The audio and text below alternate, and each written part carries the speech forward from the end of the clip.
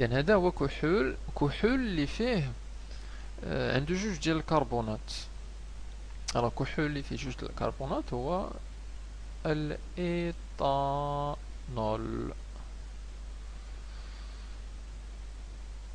دونك غادي يتفاعل حمض الميثانويك مع الإيثانول، اشنو غادي يعطيونا؟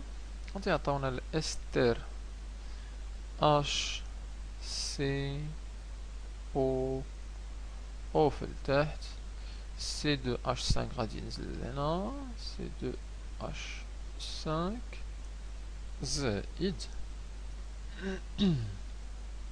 اش دو زو. دونك هذا هو الماء. السمية ديال الاستر الناتج دونك هو ميثانوات الإيثيل.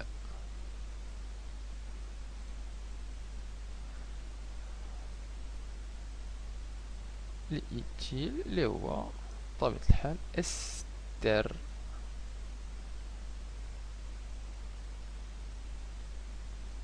يعني إلا قمنا بهذا التفاعل هذا غادي يولد لنا ذرات أو جزيئات ديال الاستر هو ميثانوات الإيثيل. وهذا التفاعل هذا هو تفاعل ديال الأسطرة. نشوفوا دابا تفاعل ديال الحلماء. شنو هو التفاعل ديال الحلماء؟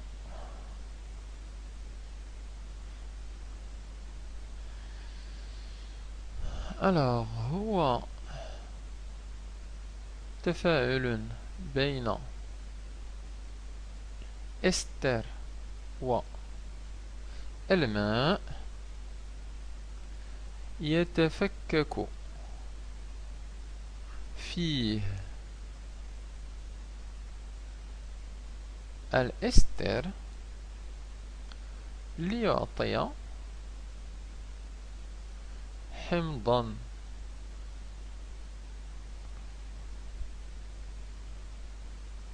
كربوكسيليا، ومع الحمض الكربوكسيلي غادي يعطينا كحول. وهو أيضا تحول بطيء، كيمشي بسرعة قليلة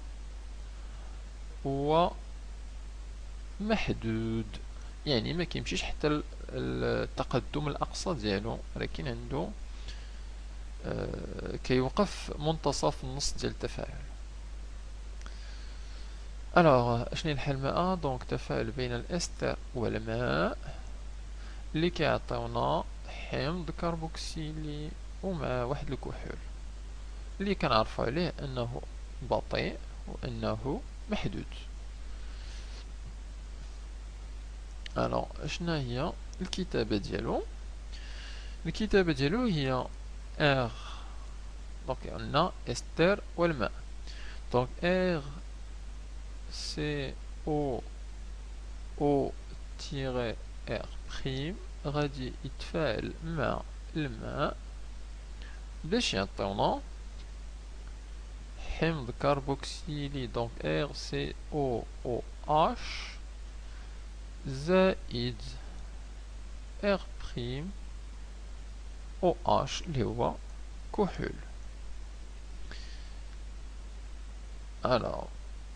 إلا كتبناها بالصيغ شبه المنشورة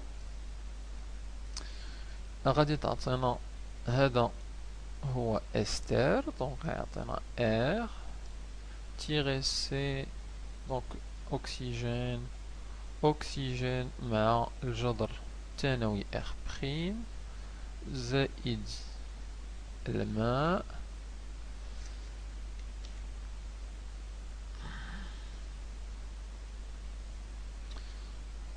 اللي غادي يعطيونا حمض كربوكسيلي، يعني ار تيري سي او في الفوق ثم او اش زائد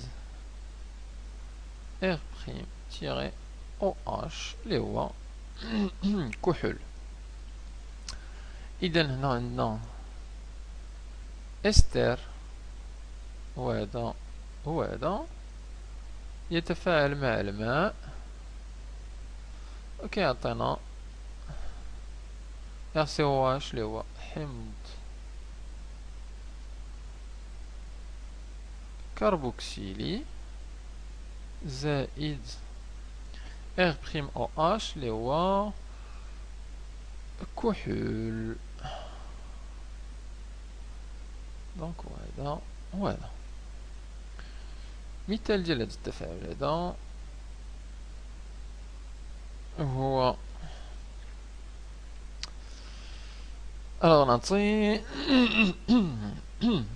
نعطي المعادلة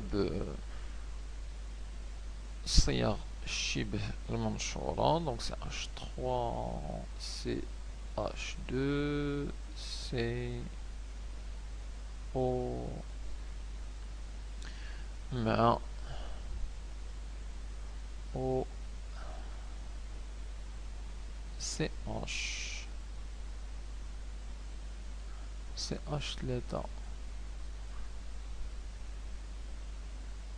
CH3 زائد الماء. نعطيو اولا سمية ديال هاد الاستر هذا. دونك المجموعة الرئيسية فيها 3 الكربونات، اذا هو البروبان. دونك غادي يكون هو بروبانوات.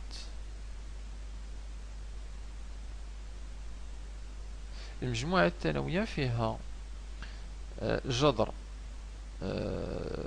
دونك سلسلة فيها 2 ديال الكربونات اللي هي الايثيل مع واحد الجذر ديال الميثيل. دونك غادي نسميها شنو هذا هو ميثيل الايثيل. دونك بروبانوات الميثيل ايثيل هو الاستر ديالنا. غادي يتفاعل مع الماء وغادي يعطينا حمض كربوكسيلي، يعني هذا الحمض ديال المجموعة او السلسلة الرئيسية، يعني CH3 CH2 C أكسجين OH زائد سميت هذا هو حمض كربوكسيلي عنده 3 ديال الكربونات، إذا هو حمض البروبانويك. ثم غادي يعطينا كحول اللي فيه CH3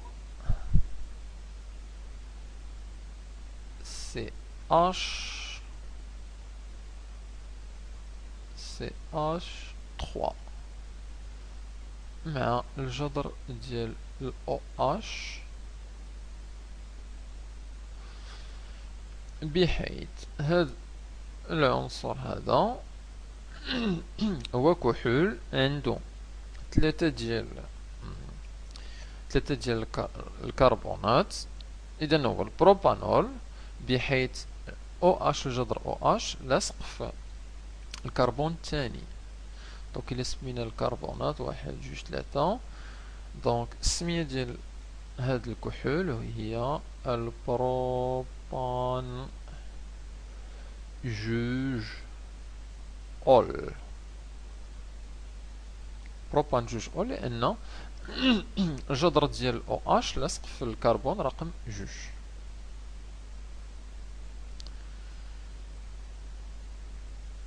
اوكي، دونك شفنا الاسترة، حمض كربوكسيلي زائد كحول كيعطينا الاستر والماء.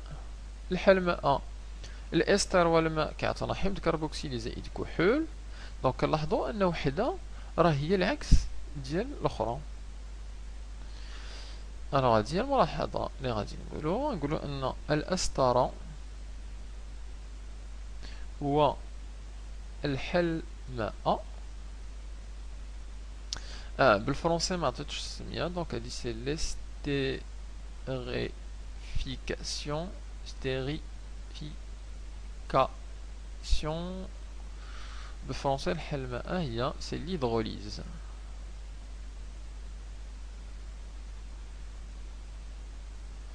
alors الأسترة والحلماء تفاعلان عكوسان، يعني في اتجاه عندنا الأسطرة، وفي الاتجاه الآخر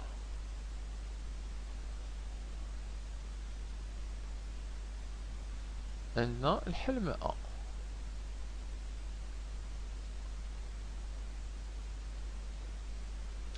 donc هما تفاعلان عكوسان يؤديان إلى حالة توازن. شنو هي حالة التوازن اللي عندنا؟ هي R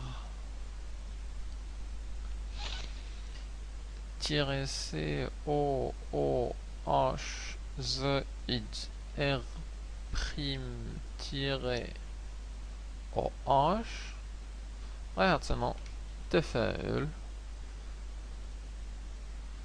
في المنحيين،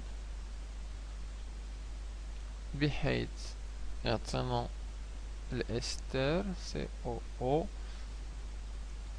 تيري ار بريم زائد الماء. اذا من اليسار لليمين هي أسطرة، من اليمين لليسار هي حلماء.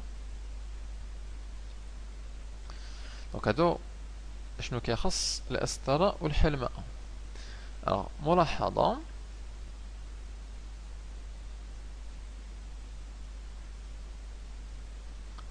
كل ما رأينا من حساب كمية المادة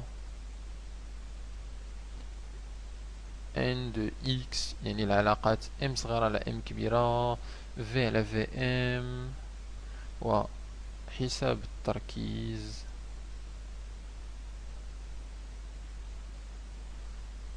التركيز ديال العنصر، و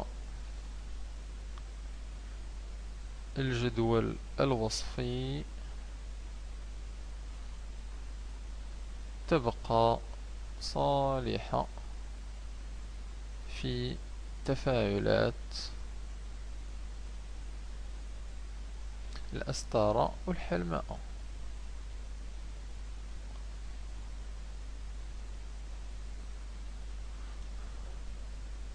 دونك كيما يكون التفاعلات في هاد الأسطر والحلماء، طلبوا منا نرسمو جدول وصفي، غادي نجبدو احسب كمية المادة نحسبوها، التراكيز نحسبوهم، اكسيتيرا اكسيتيرا.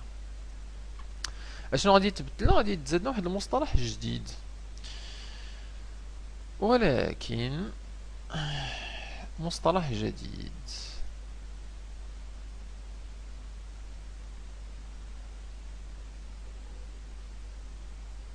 غادي نوليو كنتكلمو على المردود ديال التفاعل. المردود اولا مردود التفاعل R، بحيث اشنا هو هاد R؟ الوغ R التعريف ديالو هو N effective، يعني كمية المادة الحقيقية على كمية المادة ماكس، اللي نقدروا نكتبوها هي N غير على N ماكس. شنو كنعنيو بها؟ الوغ N غيال هي كمية مادة الناتج فعليا، كمية مادة الناتج فعليا